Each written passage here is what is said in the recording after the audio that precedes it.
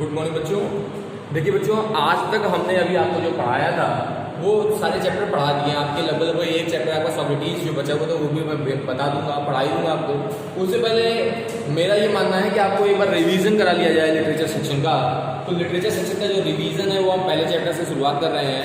आज the इंसेंटेड pool, जो जादुई तालाब जिसको सी राजगोपालाचारी ने लिखा था, इस चैप्टर को हम रिवीजन कर रहे हैं और देखते हैं कि हमने क्या क्या पढ़ा था। अब क्या चीज़ें अगर हम भूल भी गए तो क्यों भूल गए, क्या मिस्टेक हो गई और कैसे क्वेश्चंस आते हैं। ठीक है, तो ये इंसेंटेड पूल हमने आपको बताया था कि ये इंसेंटेड पूल कहाँ से दिया गया है। ये महाभारत से दिया गया। कहाँ से दिया गया है?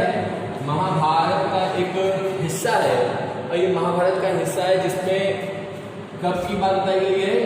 वनवास की, एक्साइल, वनवास की बात बताई गई है। जब पांचों पांडव वनवास गए हुए थे और उस वनवास में 12 वर्ष के वनवास में वह भटकते भटकते एक समय प्यास से व्याकुल होकर के एक एक करके सभी भाई प्यास की इच्छा के विपरीत कह सकते हैं आप कि अपने पानी की तलाश में एक एक करके भाई जाते हैं और कहाँ पहुँचते हैं? एक तालाब, इंसेंटेड पूल, जादुई तालाब के पास पहुँचते हैं और वहाँ पानी पीने की कोशिश करते हैं और एक एक करके सभी भाई क्या हो जाते हैं? मूर्छित हो जाते हैं।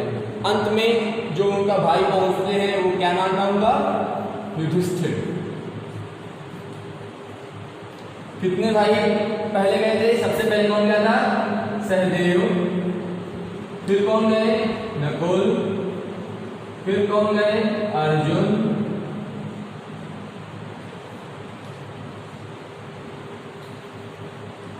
फिर अर्जुन गए और फिर भीम गए। ये लोग गए थे और ये चारों लोगों के मूर्छित होने के बाद लास्ट में कौन गए थे? युधिष्ठिर गए थे।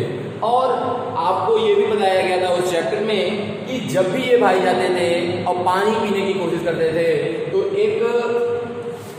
एक आवाज आती थी जो अनबॉडी या बॉडीलेस आवाज कह सकते हैं, जो मतलब कि ऐसी आवाज जिसमें कोई शरीर न दिखता हो, सिर्फ आवाज दिखती हो। उसे यहाँ पे नाम दिया गया था यक्ष। क्या नाम दिया गया था? यक्ष। यक्ष का नाम दिया गया था। तो यक्ष की आवाज आती है और यक्ष उन्हें कहते हैं कि आप क्या करेंगे? आप पहले मेरे प्रश्नों के उत्तर दीजिए, तभी आप क्या कर सकते हैं? इस पूल के पानी को पी सकते हैं। और वो युधिष्ठिर क्या करते हैं? युधिष्ठिर जब ये चारों भाई मूर्छित हो जाते हैं और युधिष्ठिर भी प्यासे, क्या थर्स्टी, प्यास से व्याकुल जब उस तालाब के पास पहुंचते हैं और चारों भाइयों को गिरा हुआ मूर्छित देखते हैं तो वो थोड़े से भयभीत होते हैं कि क्या ऐसा कौन वीर हो सकता है जो दुनिया के सबसे बड़े धनुर्धर, दुनिया के सबसे ताकतवर, दुनिया के सबसे बड़े तलवारबाज और भालाबाज व्यक्ति को घायल या मूर्छित या मार सकता है। यह सोच करके थोड़े व्याकुल होते हैं और फिर भी अपनी प्यास के कारण वह पहले पानी पीने की जब कोशिश करते हैं तभी फिर से वही एक आवाज आती है और वह बोलता है कि जो तुम्हारे भाइयों ने गलतियां की वह तुम मत करो। उन्होंने मेरी बातें नहीं मानी इसलिए उनका ये हाल हुआ है। पहले मेरे प्रश्नों के उत्तर दो, तभी तुम पानी पी सकते हो। और क्योंकि युधिष्ठिर जिन्हें धर्मराज के नाम से जाना जाता है, क्योंकि युधिष्ठिर जो धर्मराज के नाम से भी क्या है? प्रसिद्ध है, उन्होंने तुरंत यह बात समझ ली कि यह और कोई नहीं स्वयं कोई यक्ष है और वह इस बात को स्वीकार कर लेते हैं कि हाँ, मैं आपके सभी प्रश्नों के उत्तर देने को तैयार हूँ। और युधिष्ठिर क्या करते हैं? एक एक करके उनके सभी प्रश्नों के सहनशीलता के साथ जवाब देते रहते हैं। वो कई प्रकार के क्वेश्चन पूछते हैं। वे पूछते हैं कि दुनिया में सबसे हल्का क्या है? तो वो कहते हैं सॉरो स्ट्राइकन हार्ट, दुख से टूटा हुआ दिल। फिर कहते हैं एक घर में किसी का साथी कौन हो सकता है? तो वो कहते हैं पत्नी। फिर कहते हैं किसी यात्रा करते वक्त किसका साथी क्या है? तो कहते हैं उसका ज्ञान।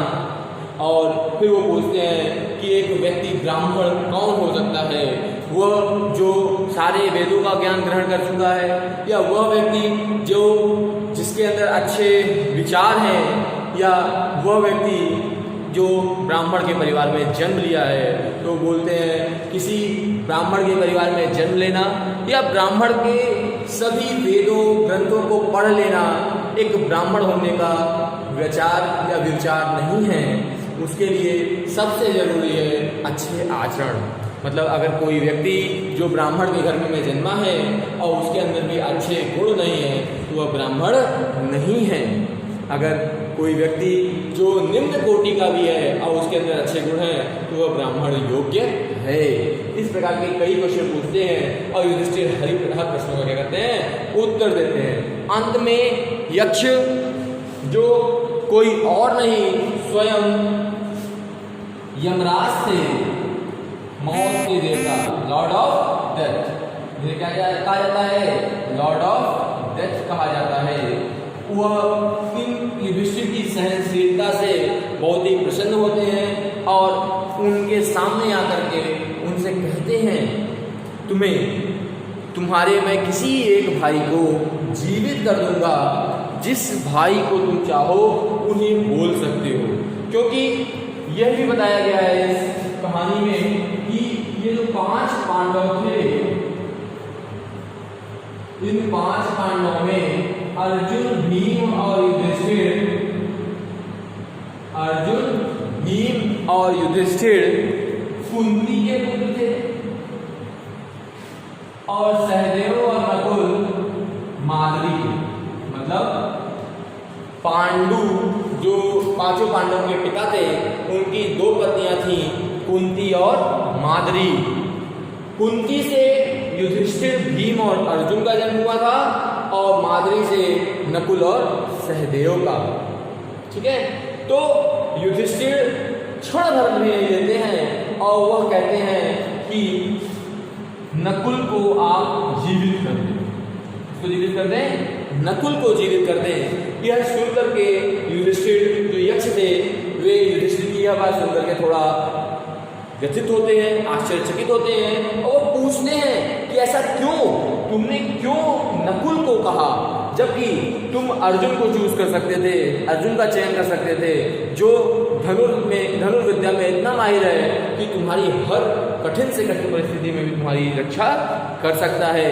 भीम को का चयन कर सकते थे, वह जो अपनी बाहुबल से किसी भी दुविधा को हटा सकता है, खत्म कर सकता है। तो युधिष्ठिर जवाब देते हैं, क्यों? क्योंकि मेरी माता के 2 पत्नियां थी, कुंती, मेरे पिता की 2 पत्नियां थी, कुंती और माद्री। क्योंकि मैं युधिष्ठिर जीवित हूँ, इसलिए मेरी जो माँ कुंती हैं वो पूर्णतः क्या नहीं हुई है, बिरीव्ड नहीं हुई। क्या नहीं हुई है, आपने का टर्म यूज किया है बिरीव्ड, असहाय नहीं हुई है। और मैं इसीलिए चाहता हूँ कि मेरा भाई नकुल जीवित हो, ताकि मेरी माता माद्री भी पूर्णतः असहाय न हो। यह सुनकर के युधिष्ठिर यक्ष जो थे वो बहुत प्रसन्न होते हैं, जो स्वयं मृत्यु के देवता यमराज थे वो प्रसन्न होते हैं और उनके सभी भाइयों को जीवित कर देते हैं। ये आपके पहले चैप्टर प्रोज में जो इंचेंटेड पोल, जो जादुई तालाब, जो श्री राजगोपालाचारी के द्वारा लिखा गया है, इस चैप्टर का एक छोटा सा वर्णन मैंने आपको दिया, जिसमें यह बताया मैंने कि कैसे एक व्यक्ति अपने धर्म और अपनी सहनशीलता से कठिन परिस्थितियों में भी क्या हो सकता है, बाहर आ सकता है। ठीक है, ओके।